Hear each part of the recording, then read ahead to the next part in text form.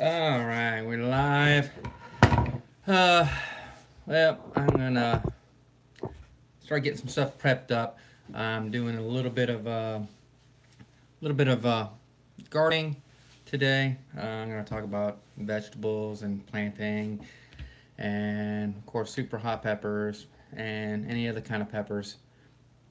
And I'm gonna just sit back and kind of go ahead and um, get started on working on some plants, and whoever shows up, and we'll answer questions. Just go into it. This is my first live video, so we'll see how it goes and how it turns out. Um, but yeah, so I'm gonna go ahead and get started. Um, and basically, I'm just using some Jiffy peat pellets and kind of anything you can use. The Jiffy peat pellets are you can find them at any big box store, Lowe's, Home Depot, and they're about $3 when you add the tax. So you can take any kind of sharp object, kind of open it up a little bit.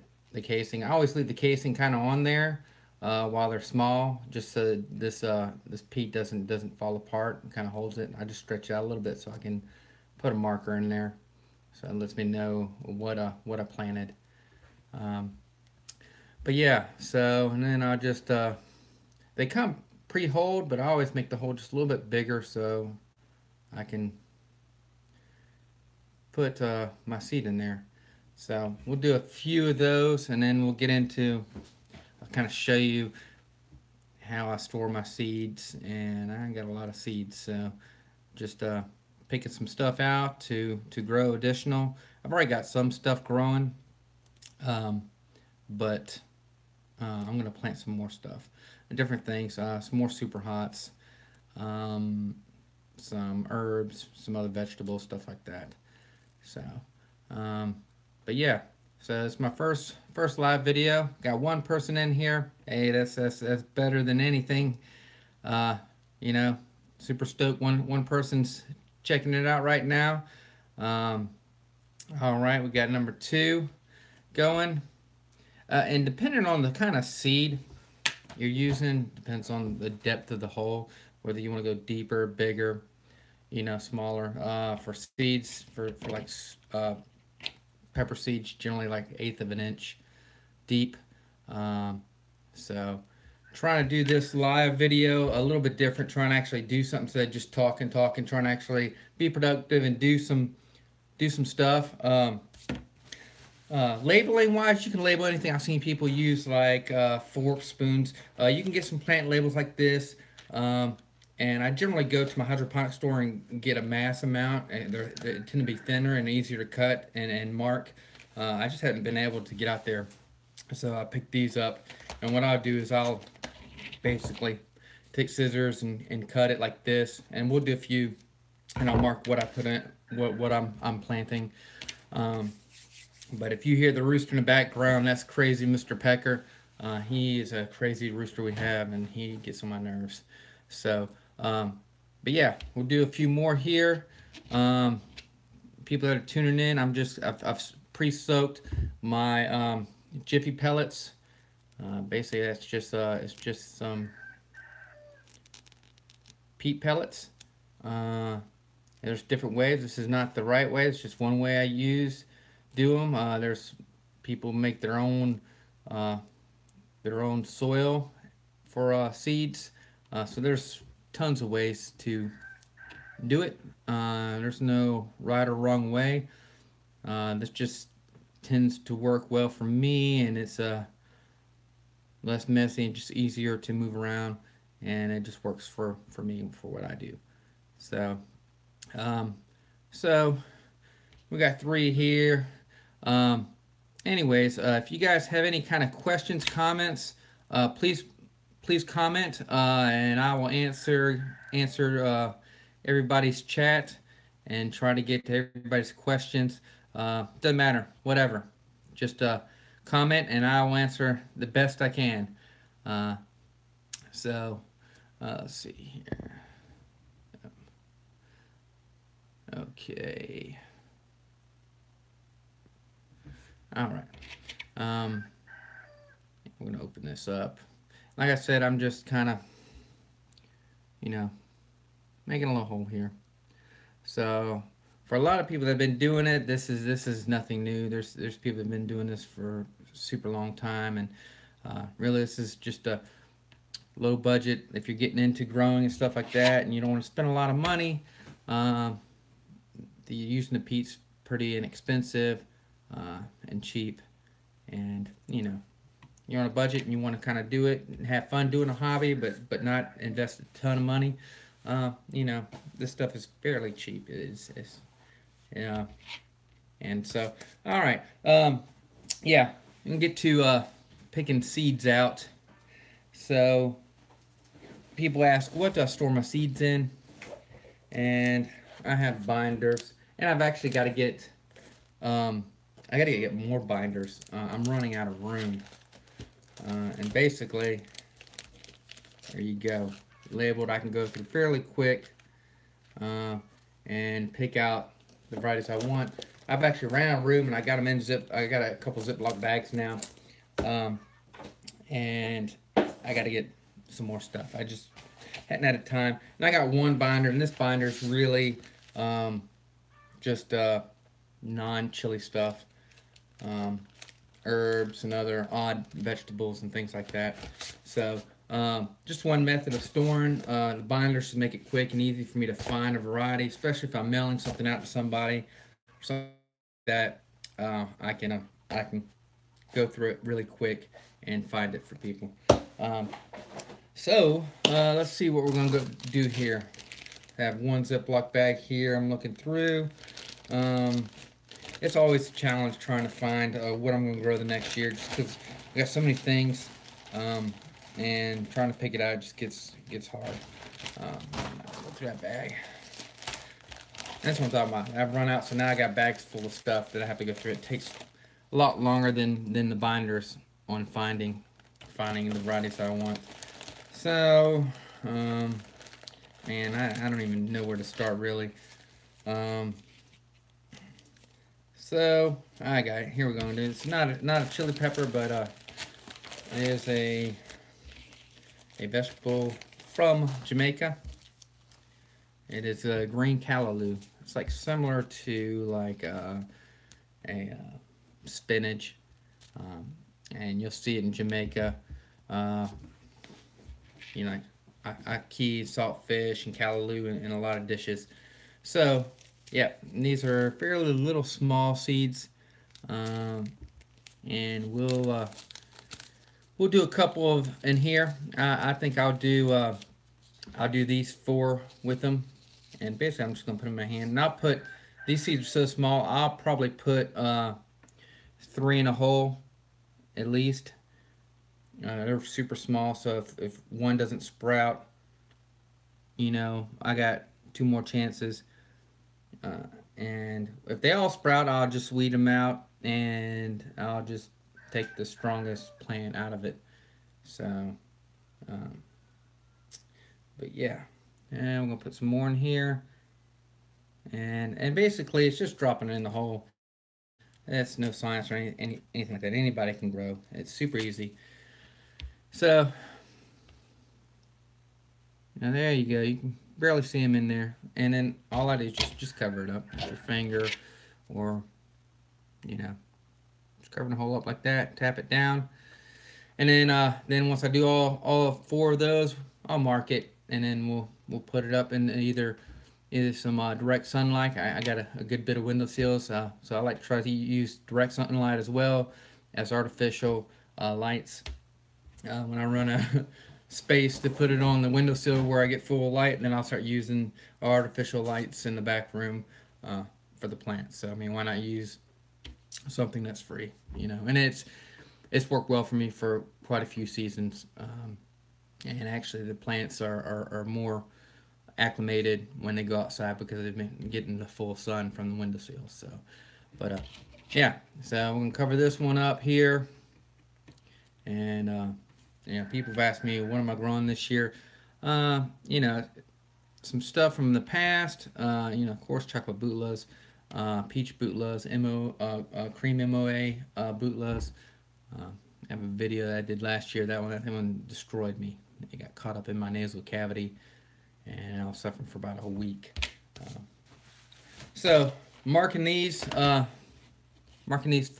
right here, and we'll go and cut them up here. These tend to be thicker in cutting, but it's what I have. I've used all the old ones and recycled and used until they pretty much have fallen apart.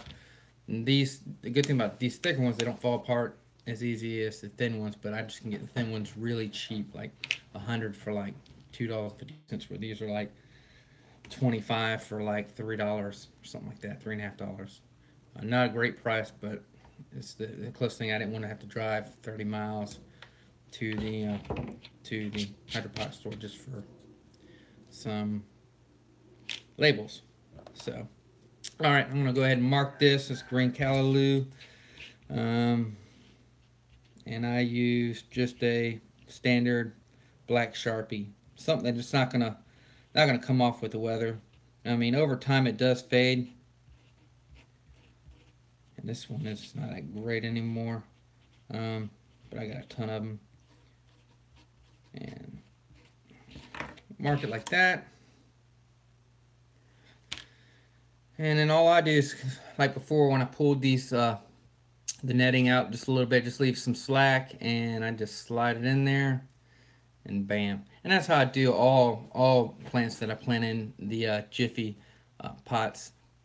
I'll leave some room, and I'll slide it in, and we'll go on to the next one. You know, sometimes you may have to take it and, you know, make a little more room to slide it in there, and boom, we'll slide in. Do 2 more of these, and then we'll go on to some peppers. I'll just have to go through. We'll find some peppers to do, and talk about whatever. Peppers, vegetables, growing. So don't be shy. Comment. I definitely like to interact. What's going on? What's up? BD Beats. We were chatting last night a little bit on another RevToes live feed last night, and so I do like to interact with everybody. It's cool. Hadn't been able to do as much in the past, but I'm trying to do more.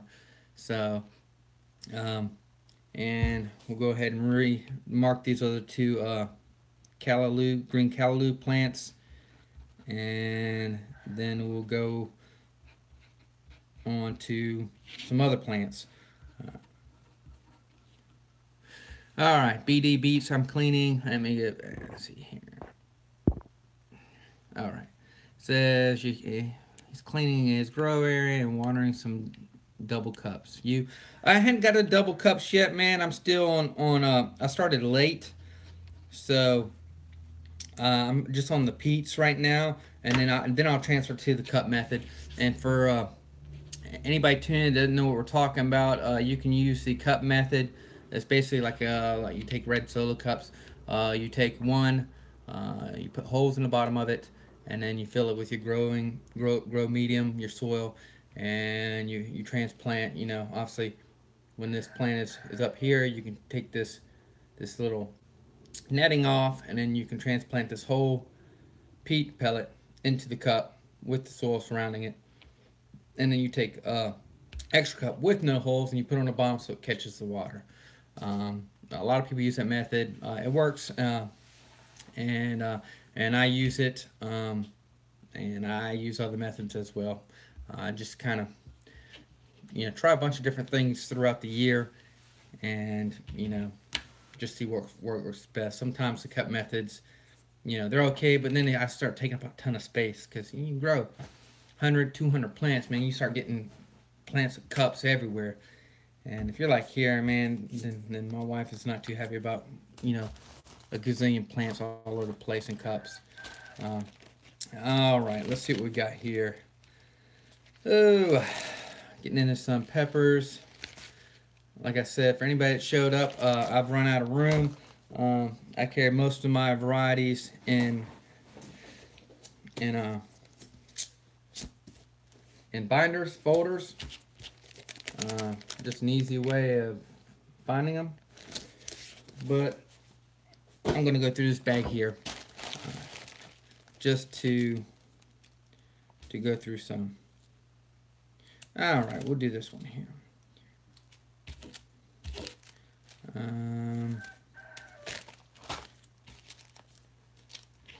Just because I want to grow another one or two.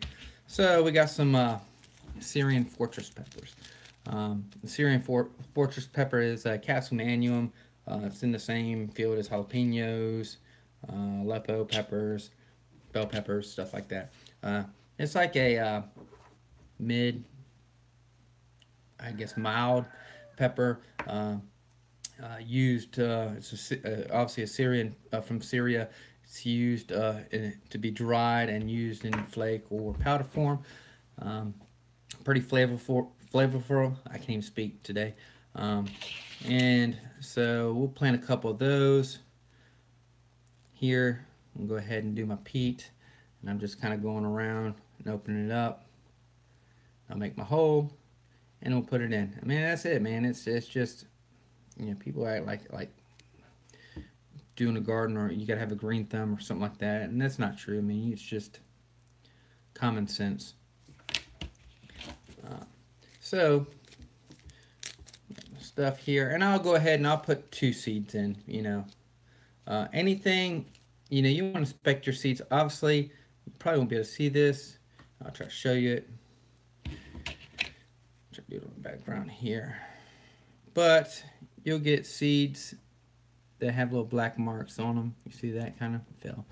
Obviously, you don't want to plant that. That seed's bad, but you want to inspect the seeds, but just make sure that they're in good condition. No black spots or moldy spots or anything like that. And we'll just drop 2 in. And we'll do. I'm not gonna plant a ton of these, so we'll just do 2 peat pellets with 2 seeds in it.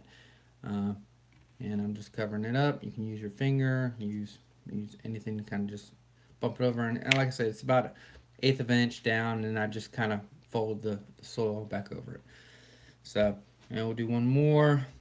So we have 2 plants this season of that one. And I've already done a bunch of other stuff like hatch chilies, and obviously a bunch of different super hots, and a bunch of other vegetables as well. And then obviously I'll go into doing some direct planting of like corn and beans that you just generally don't put into, you know, peat pellets, stuff like that. So obviously stuff like this, and herbs, tomatoes, stuff like that. We may do a few tomatoes here too. So, all right, take 2 more Syrian fortress pepper seeds, throw them in there, and we'll cover up. And a lot of people ask, hey, you know, where do you get all your seeds from? And truthfully, it's just trading with people all over the world.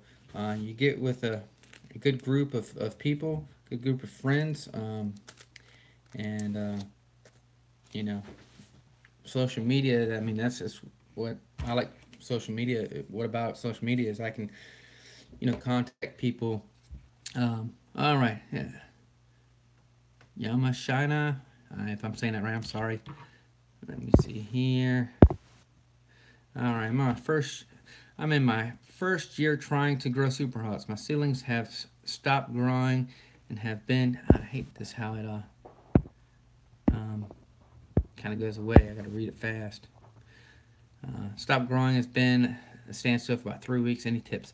Yeah, you know what? Are you watering it too much? I mean, you could have, you know, root rot. Basically, what that is where if you overwater the plant too much, the roots just generally just rot off and die. They get stunted, and so you want to keep it moist, but not over moist. Man, I got plastic flying all over the place. And then also you can use some light fertilizer, and you can go with a number of things. You can go with some fish emulsion. You can buy that like at lows or anything like that, and that won't hurt the seedlings. You want something that's not going to really burn the seedlings, so you can go with some fish emulsions or some kind of you know starter seedling fertilizer, and you can find those at any hydroponics or really online as well. But you really want to just be careful that you don't overwater or overfeed. I mean, you can stun it with too much nitrogen. Um, Too much nitrogen will stun it as well, especially when they're real young. Um, you know, let nature kind of do its thing. Also, just I mean, for me, that's what it sounds like. It's you may have overwatered, uh, but it's not too late. I mean, you're only 3 weeks in. If the plants are just not gonna, past the point of recovering, uh, boom, throw some more in. It's not too late, um, and get you a new set going. And just keep. You have to check every day. Just keep sure it's moist and not, drenched, and you know could also be nutrient lockout from the low or high pH, and that's true.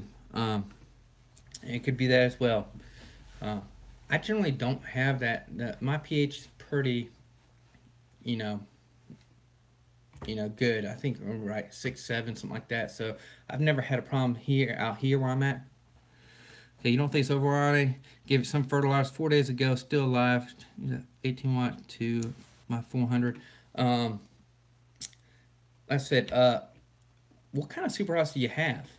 Uh, some superhouses take longer than others. I'm going to tell you. You know, especially like even some wild varieties that I've grown just grow really slow. Uh, and so it could be the variety you're growing as well. And it could be like the pH as well too. But for me, I really don't have that problem here with the pH. Mine is just really, from trial and error from the past. Um, I'm just writing these tags down here. Syrian Fortress pepper. Uh, with nutrient or I haven't had any really nutrient lockout uh, on my end, but somebody else um, could chime in and tell you some of their experiences because I've not had all the experiences of bad things with peppers. Um, let's see what here. All right, yeah, and that's true. Yeah, placebo density. You're talking about growing slow, dude. Just to get them to germinate's one thing. You get them to germinate, man, dude. By the time I finally get some capsicum cardensi seeds that I pulled off my plant last year to pop, it'd probably be like 50 days germination, uh, minimum. And then once they pop, then just taking forever to grow. I mean, sometimes you're lucky just to get one harvest out of a season from a plant. Now I'm talking down here where it's hot 10 months out of the year, so it's even less of a chance for some in a different climate with certain varieties. So I tell some people that if you're in a climate, let's say you live in Minnesota, for instance, um, and you're going to grow some super hots that are going to take not super hots and wild varieties that are going to take a while to grow. Get them started in December to give you a jump. It's not going to hurt anything. Generally, I do start in December, but with work and everything else, I uh, I I started late, so I'm not too worried about it. I mean, I got Superhouse already popped up and growing, and just doing some other peppers and some other um, vegetables and things like that. Let's see here what I got. Um, all right, let's see. Sorry, this getting used to this chat. So I have a question. Also, I'm trying to save a pepper plant. It's about 16 inches tall, but the root's dark and it's not taking in water with leaves limp. So any recommendation statement? Oh man, if the roots are already dark, dude, you know, I mean, that's I don't know if you're going to be able to do too much with it. Um, you know, in my experience, you get like that. Basically, you spend so much time trying to save it, and then either you're able to save it, but then it's so stunted and weak, it just takes forever to grow and get back into, you know, into its mode, and then you've basically, and this is just my personal experience, I basically wasted like 4 months babying a plant that never produces, never does anything, um, and even struggles over winter. So basically, it's like, you know, so I hate, man, we all hate it. I hate it when you grow something and you really just need to pull it, you know, and it stinks, you know, because I never want to pull. I don't care. I mean, I'd have plants that were so sickly and just look pitiful, and I did grow all year, and it killed me to have to pull the plant out of the pot. But something you just have to do is it's just pull it, man, and go to another plant. And generally, that's what I tell people. You know, if you can grow multiples, that way, if you lose one, you still got two, three, four more. You know, but if it's that weak and everything else, I mean, you don't want to spend a ton of time. I mean, on it. I would just pull it, man. All right, it's in a foot tall. I set up. I chop some branches off. Yeah, you can try to clone. Um, I've done some cloning in the past, a couple years ago.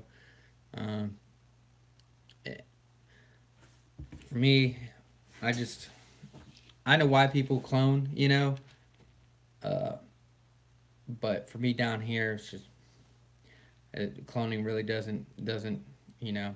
There's no need for me to really clone down here because I can get things grow fairly quick with the heat and humidity. Well, when it comes to super hots, now the capsicum pubescens, so wild varieties, holy crap, the humidity here is unforgiving on them, and it's really hard to set fruit here.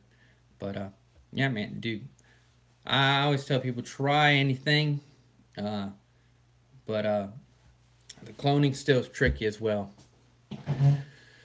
What's up, Dennis? How's my garden going? It's going good. Everything's still really small. I hadn't got out and tilled anything. I finally put a. Oh crap! You're growing in Norway? Oh man, no wonder, dude. You definitely got to be growing in the greenhouse or in a polytunnel. Um, but yeah, Dennis, I'm planting some more stuff today. I've already got stuff that's already popped and growing, and just you know, waiting. I got some overwintered rare wild peppers that are outside, and those are really starting to take off. So I get a good jump on them and get some pods at least set before the heat and humidity come in. It's basically what I did last year with a bunch of capsicum pubescens. There's like ricotos, the black seed, manzanos. Um, I think I sent you a few last year.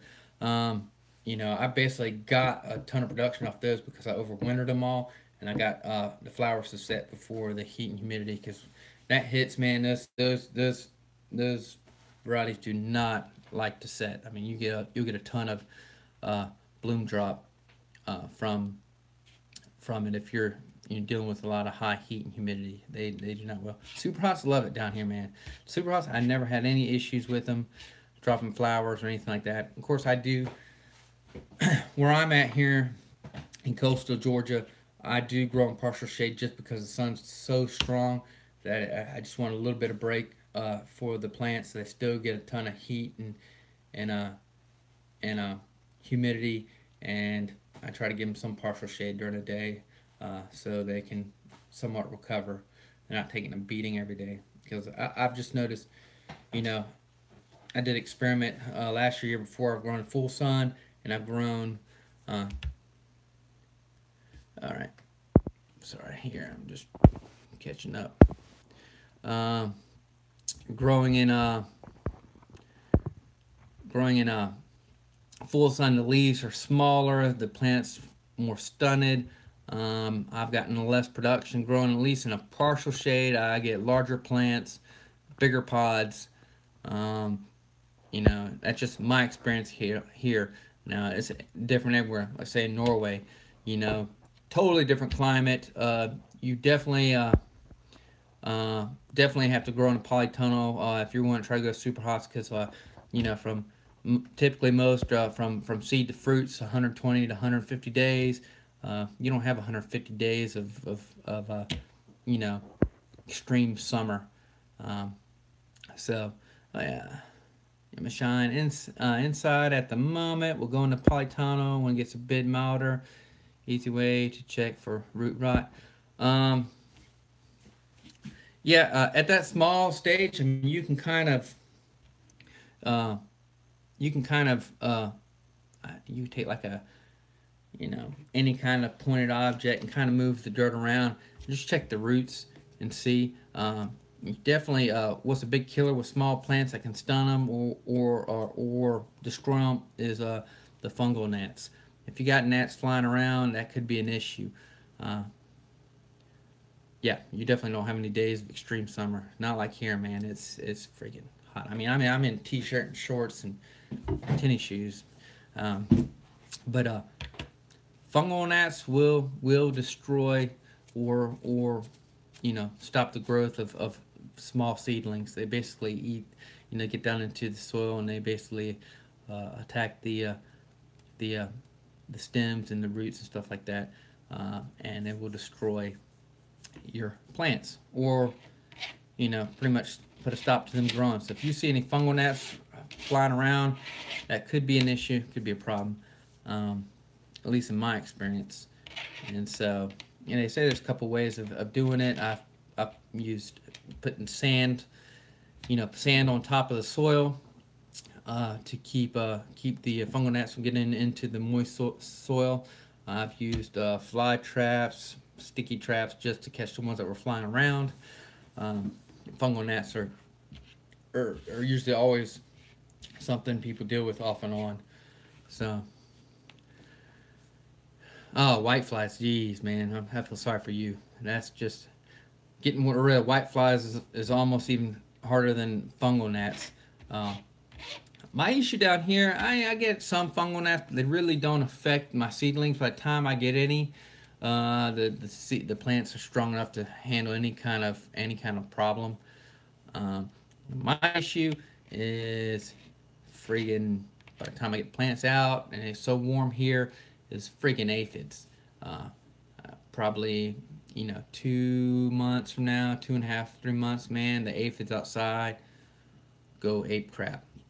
And then I'm constantly battling, and I'm using, I try to do everything organic. I'm using neem oil. I'm buying ladybugs, trying everything to get rid of the suckers. Oh man, uh, dude, what are you doing to battle the whitefly problem? Using any kind of like sticky tape to catch the ones that are flying around, or using any kind of like a uh, you know spray on it. I know I remember seeing back at the hydroponic store that I go to, they had some it's like I don't know if if it was really organic. It was like a white fly powder. You mix it in with the water, and then you spray the plants, and you let it sit for a day or so, and then they have another solution that it's like a liquid solution that you basically, I guess it's like a natural cleaning solution that cleans off the leaves without damaging them. You know what? It basically is. I think with the white flies is I don't know. I'm not 100%, but you basically may just need to wash the plants totally off. I don't know the size of your plants. Wash it and change the soil as well. I mean, I've seen people have to pull full plants out and wash the plants totally off. Pick off the aphids, wash, spray, rinse roots totally clean, and put it in brand new pot and soil, and just to get it. But um, you know, and for me, I tell people you want to switch stuff up, because if you use neem oil, something like that all the time, um, especially with the aphids, they'll build a tolerance up to it, and then it just won't work anymore. So I kind of changed things up in battling the pest. Um, they come from outside in the soil. You know, you get contaminated soil. And honestly, you know where we get all the fungal gnats from? You get it from Jiffy Pellets, bag soil. It's already in there. You know, there's no way they try to heat treat that stuff, but it doesn't kill the stuff in there. That's why everybody gets fungal gnats. You know, come uh, time it gets warm and wherever they're growing at, and they're little plants, and the fungal gnats come, and they come straight from the soil because it's, you know, they say it's treated, but it's really, I mean, they don't do a great job in making sure. So, and it's like that every year, you know. I mean, even this, I'll probably end up getting, I'll probably end up getting fungal gnats from the stinking peat pellets. Um, so, and it's just one of those things. I'll just deal with it. Hopefully, the plants will be strong enough to deal with the fungal gnats. Um, if not, I will hang some sticky traps up, and so I can catch the adults that are flying around. And there's always a cycle with most of these pests. You may kill the adults, but then you got an incubation period in the soil, and that's what happens. You kill all the ones that are flying around, all the adults, but then you got an incubation period. They'll get eggs in the sand, or the soil, or in the plants. You can't see the eggs, and then they hatch, and you get more. But it's a constant treatment. You have to constantly treat it. It's really a pain in the butt to deal with, but that's just part of it. It's just constantly treating.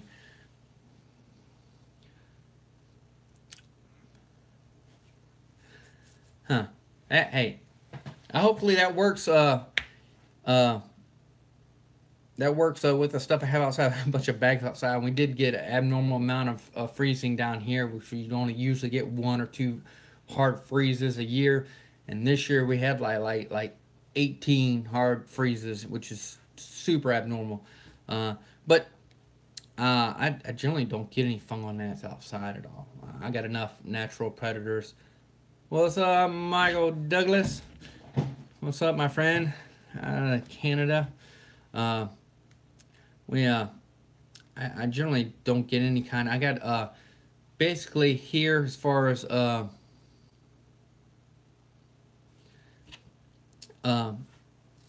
basically here I with when I get the plants outside, it's mainly just the aphid issue I deal with. But I have a nice colony of assassin bugs every year that come back, and they take care of most of the problem. Um, and and then if I have to buy ladybugs, um, I'll buy the ladybugs, and then I try to use nothing that's non-organic. I want to be able to pick the plant, the fruit right off the plant and eat it if I want, and I have to wait. And I don't like using all the pesticides and stuff like that. And I know most of the guys that are on here that grow are basically the same way. We don't like to use unnatural stuff. We don't have to. Some of the fertilizers are, but they're like genetically. I mean, they're not. You know, like partial organic, not fully. Um, and that's fine. That's okay. Using liquid organics, organic fertilizer is totally fine. I use a little bit of that. I try to go with worm castings and fish emulsions, and of course bone meal and blood meal and stuff like that as well. I try to do a good mixture of everything just to have a good variety. Obviously, I like a good thing about the liquid fertilizer. It just hits quicker to the plant, hits the roots quicker, so you get faster results, and that's why people like using it. And I totally understand. I'm not gonna lie. I use a little bit on that, a little bit of that on my plants that are a little more difficult, a little more slow growing. Some of the wild varieties that I need it to grow and need it to do something faster than what it does. Obviously, some super hot stuff like that, I don't really have too many issues, and I'll just worm casting, compost, bone meal, because I can deal with the slow release fertilizers like that on those. Same for the annuums. I grow so fast and bud up so fast that I don't have to use a ton of liquid fertilizer on it. Yeah, you know what? Yeah, you know what? You're right. I mean, the peat pellets do dry out faster than like a soil mix, uh, and uh, you'll notice a lot of starter mix. Uh, you know, the starter mix has a mixture of like maybe cocoa coir, which retains water better. I think it doesn't dry out as fast, but it retains more water than the peat pellets do. Peat pellets you do have to watch. I mean, you have to keep an eye out, and you have to make sure that that they're moist. I check mine every day, you know.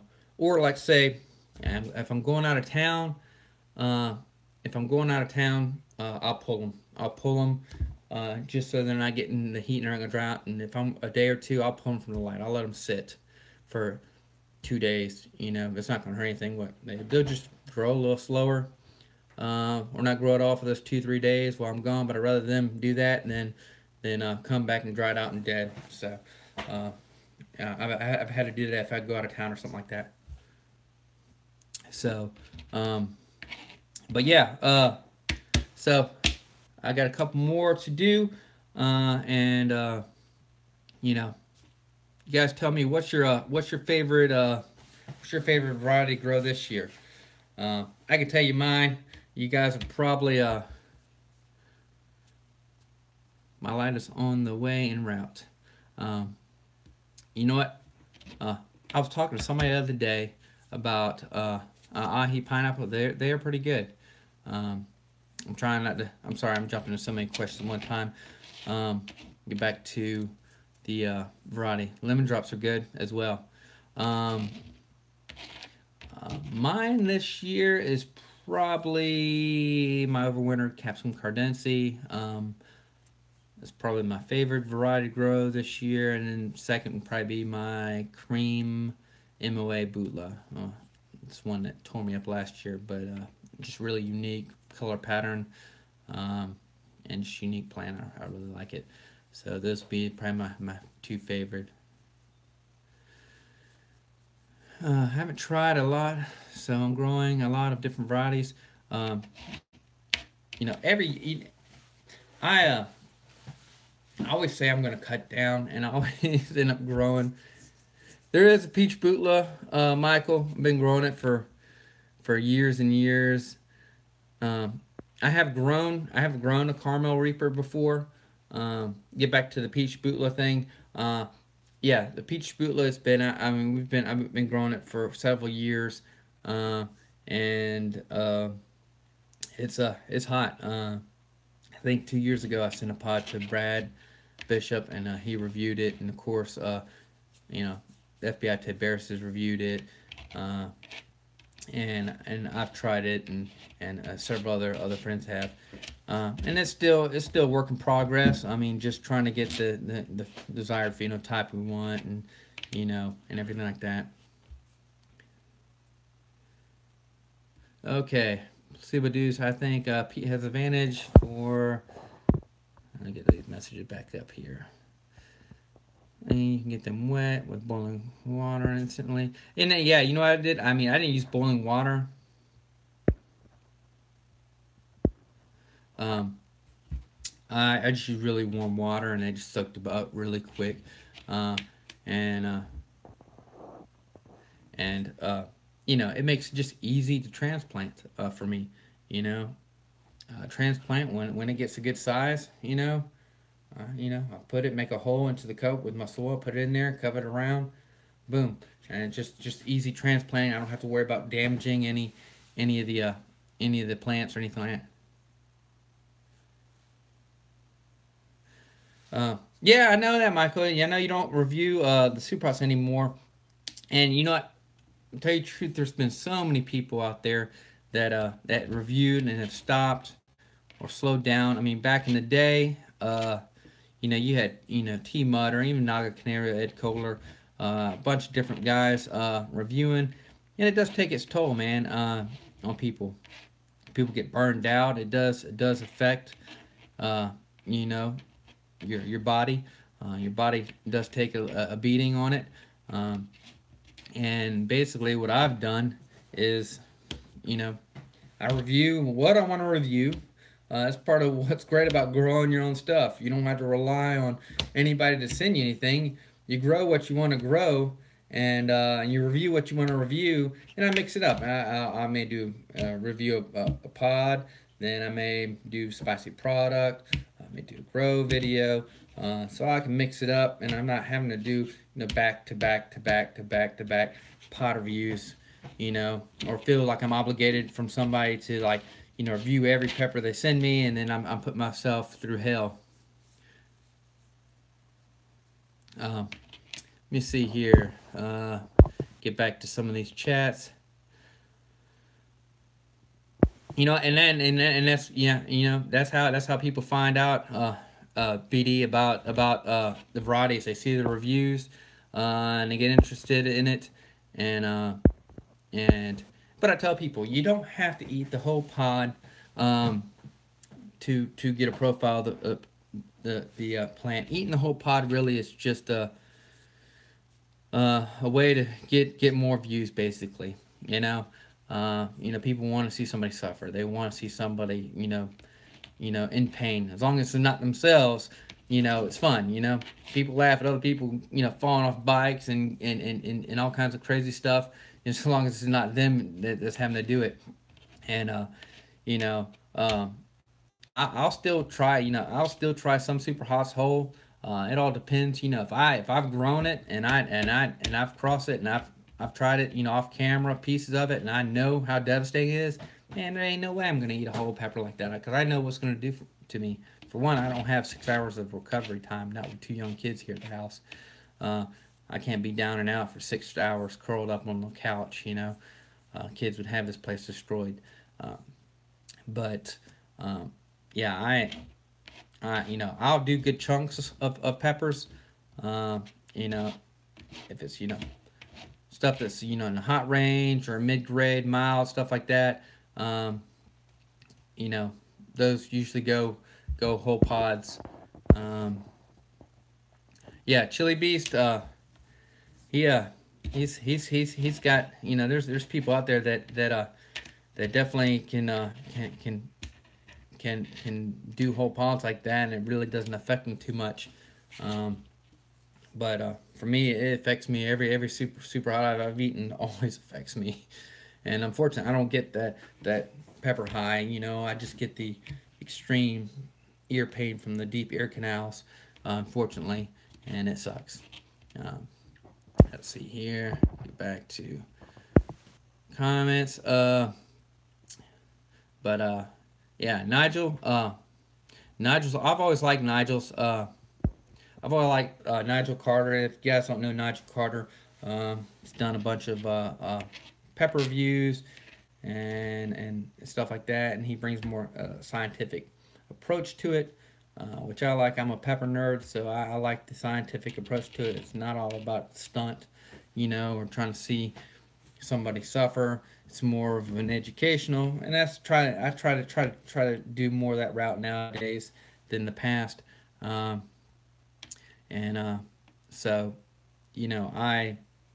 I like the educational portion of it versus the stunt portion of it. I call the stunt portion of it, that was like so 5 years ago. It's been there, done that. There were so many people already done it. Now it's more of an educational, trying to educate people on the varieties and the different ways to do things. And of course, trying different spicy products and things like that. Let's see here. We got Michael says, the chocolate bula was my last pepper review.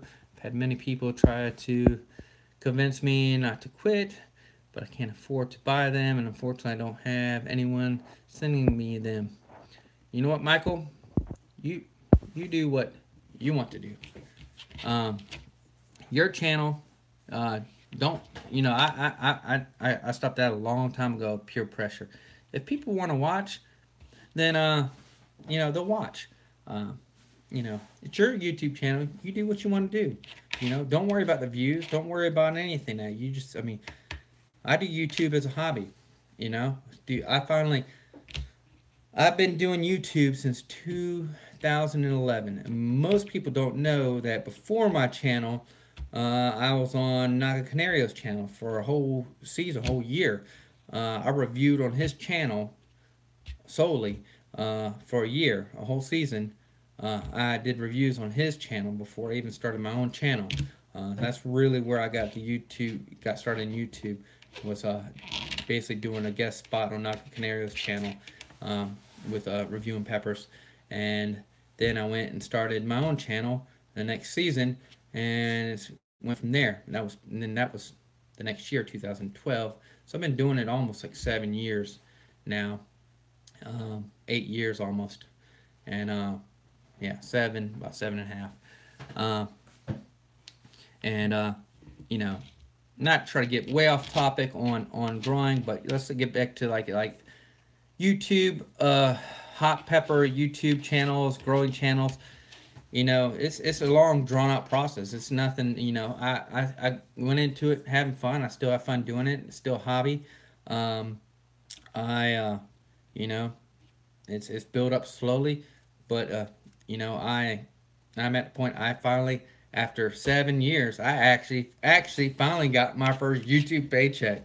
Believe that, after 7 years, finally got a paycheck from YouTube. Not expecting it. It was cool I got it, but it was something I don't expect. I just kind of do my thing, and if something happens, it happens. If it doesn't, it doesn't. Uh, and that's, hey, you know what?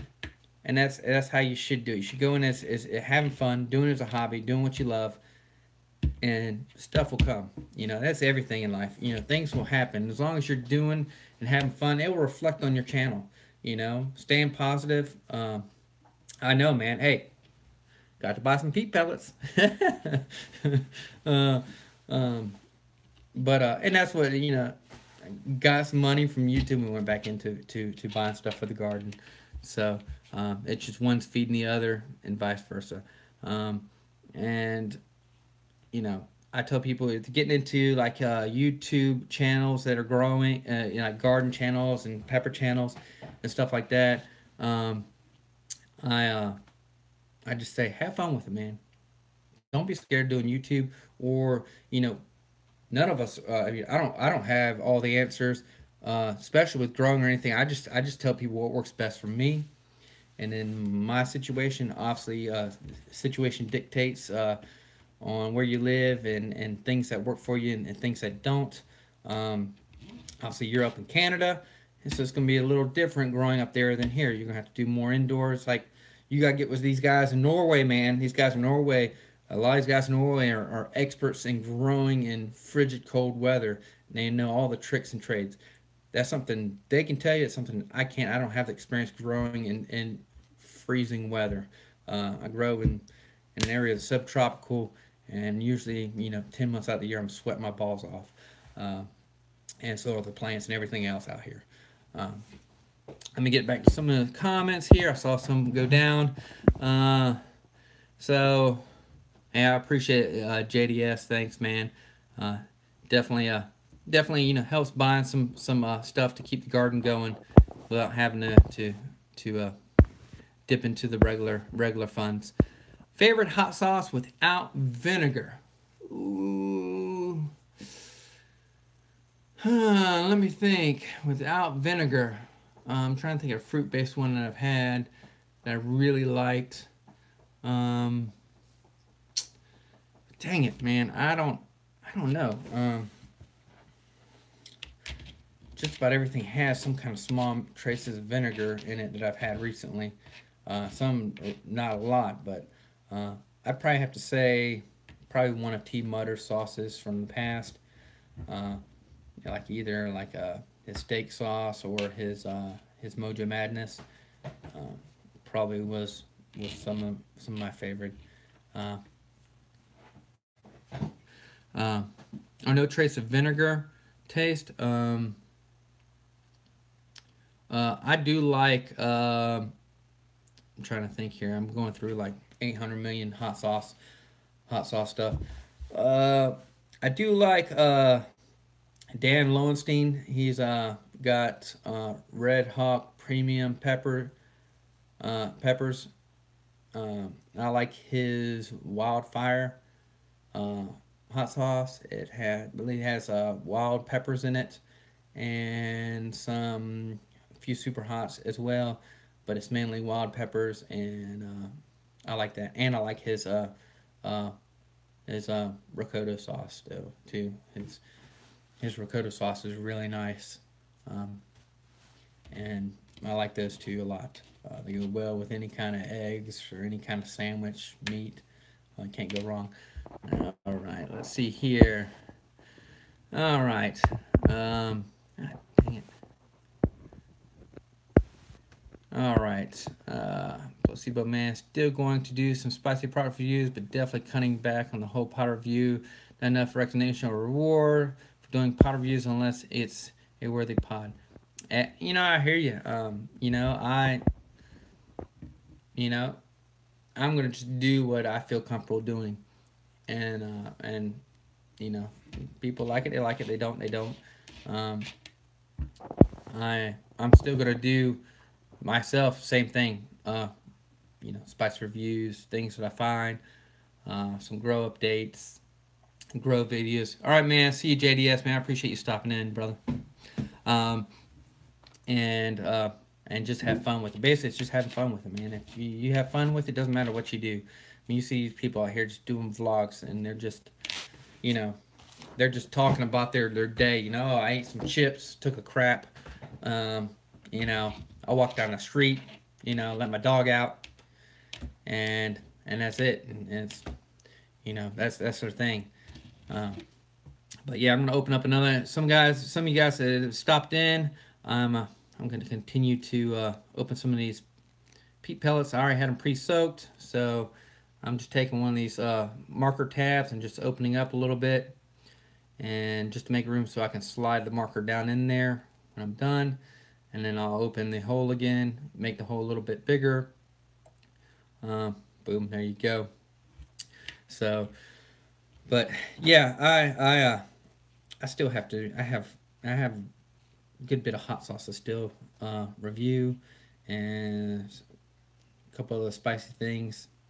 And just trying to get back into it with work, man. I was working. I've had a couple of days, the last couple of weeks, kind of slow down. So, I've had a little bit more time to do some stuff, but typically it's about to ramp back up.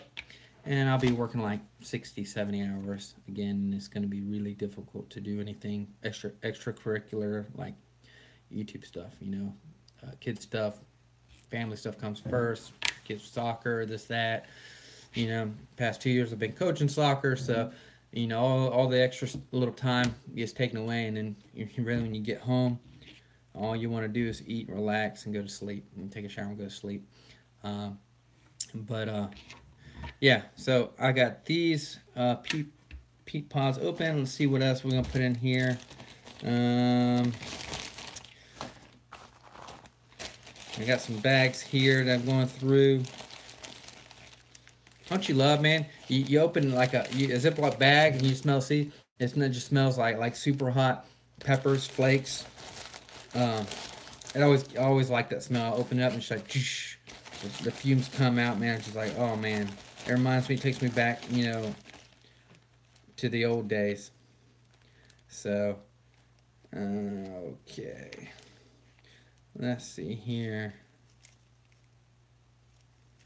I'm looking. There's just so many things.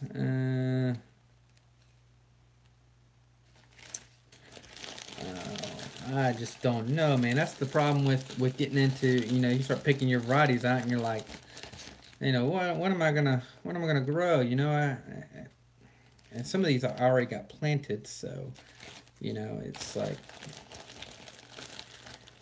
don't really want to replant the same thing I already got going. So hey, let's do this one. So we got 7-pot lava crossed with chocolate bootla, scorpion phenotype. So we'll go ahead and put some of these in.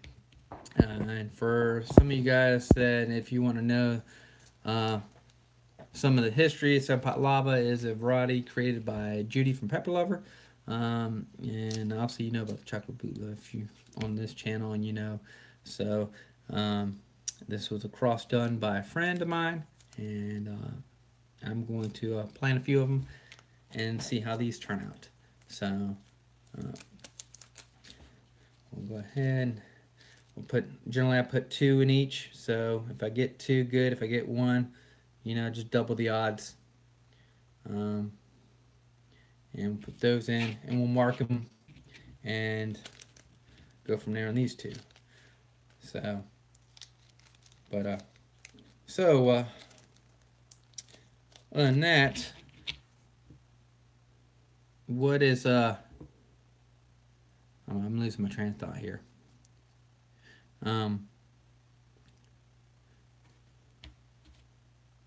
What is your favorite genius type? And what I mean by that, some people may want to know what I mean.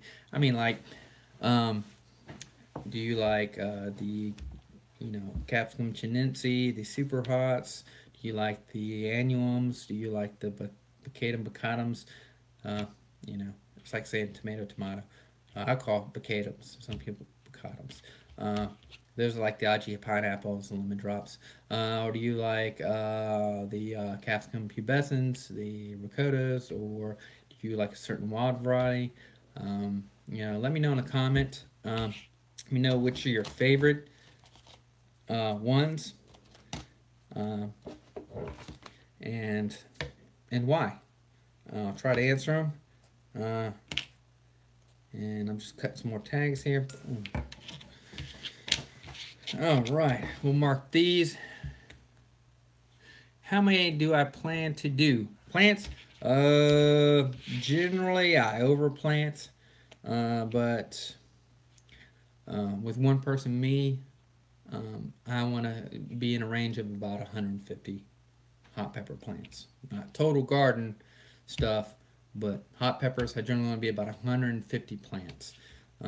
Just as far as maintaining them, I found that when I get to 300-400 plants, I can't, I don't have the time. One person to harvest, take care, water, feed. I mean, I'm out there.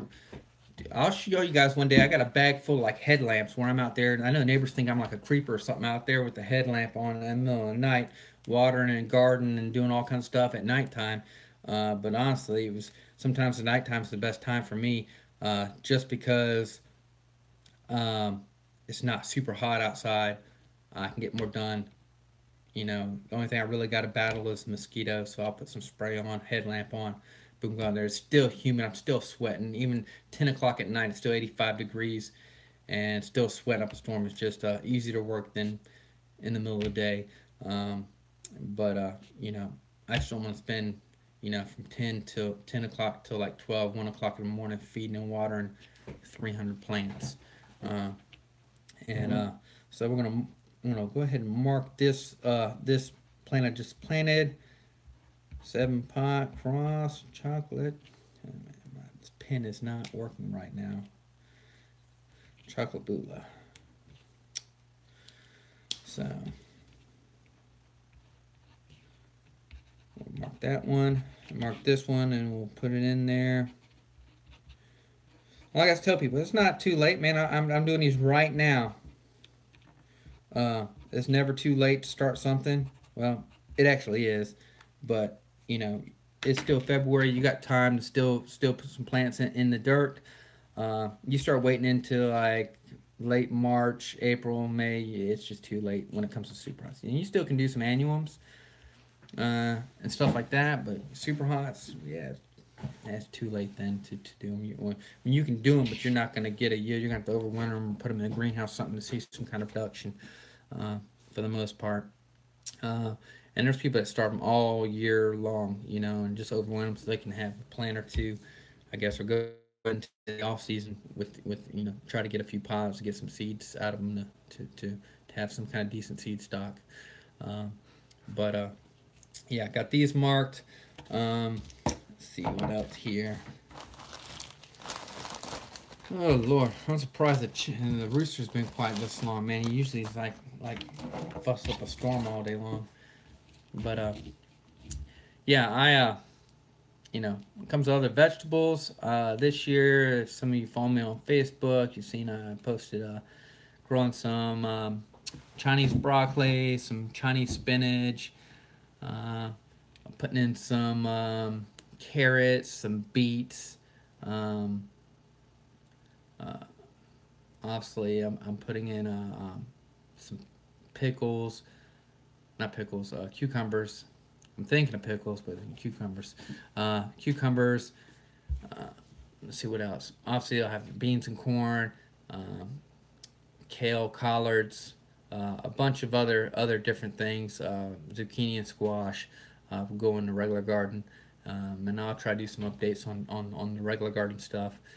And and I think I'm going to put a fence up around the regular garden just to keep the deer away. Deer are probably the biggest problem I have out here. Uh, I've had regular garden every year. They almost mow down my regular garden uh, every year. The ones if I don't have it fenced in, they just mow it down. Uh, and so, but yeah, man.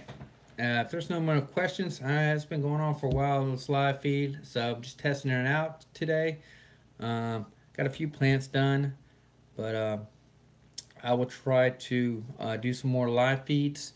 It's basically kind of like a Capsicum Worldwide talk, but just not using that title because most people were like, "What the hell is Capsicum Worldwide, or what's Capsicum?" Would you kind of keep it simple, straightforward. Um, so, any of you guys have any other comments after the live feed? Post them down below. I will try to repost this video and then catch up and respond to any other chats that I have maybe missed by accident. Um, and we'll go from there, guys. So I got to figure out how to stop this live feed, man. I mean, no. Later, my friend. See here.